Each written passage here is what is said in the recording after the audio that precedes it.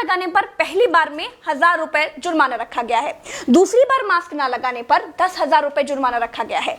पूरा दिन सड़कों पर वसूली चल रही है। ठीक है, आपने अपनी तरफ से वसूली कार्यक्रम शुरू कर दिया है, लेकिन अस्पताल में बेड ना मिलने पर सरकार पर कितना जुर्माना होना चाहिए? वेंटिलेटर ना मिलने पर सरकार पर कितना जुर्माना होना चाहिए? कोरोना टेस्ट ना होने पर सरकार पर कितना जुर्माना होना चाहिए? शमशान में मुर्दा जलाने के लिए लकड़ियां ना होने पर सरकार पर कितना जुर्माना होना चाहिए? शमशानों में दिन दिन भर मुर्दा जलाने की वेटिंग के लिए सरकार पर कितना जुर्माना होना चाहिए?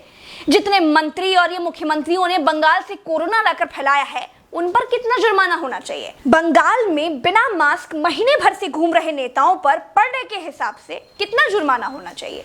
क्या सरकारों की कोई जवाबदेही बची है देश में? क्या सरकारों से सवाल पूछने वाला बचा है कोई देश में?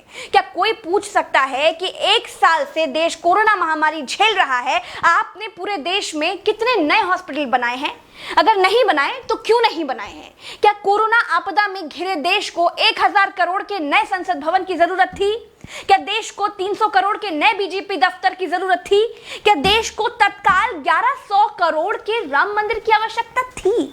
मंदिर के लिए चंदा मांगा जा सकता है तो हॉस्पिटल बनाने के लिए भी सरकार चंदा मांग सकती थी, लेकिन अस्पताल बनाने की नियत नहीं थी। मूर्ति बनाने की नियत थी तो बना दी। सरकारों ने अस्पताल नहीं बनवाए। क्या इस देश की पब्लिक सरकारों पर कोई जुर्माना लगाएगी? क्या कोरोना आपदा में देश को कुंभ सजाने की आवश्यकता थी?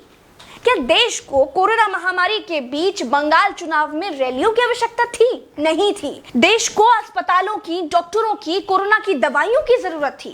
कुछ दवाइयां बनाई भी तो वाहवाही के चक्कर में विदेश भेज दी।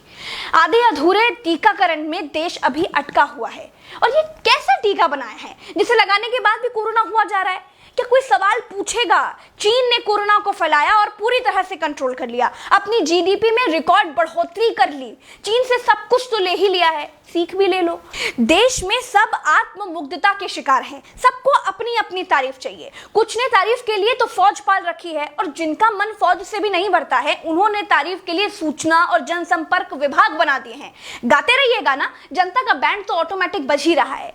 जिनके अगल बगल से कोरोना से लाशें नहीं उठी है ना, वो मेरी बात को नहीं समझ पाएंगे। जो कोरोना की पीड़ा से गुजरे हैं, जिन्होंने कोरोना से मरे हुए लोगों को शमशान में जलते देखा है, जिन्होंने कतार में लंबी लाशें देखी हैं, वो जान जाएंगे कि मैं क्या कह रही हूं और क्यों कह रही हूं। चलते हैं। राम राम, जय हिंद, दुआ सलाम।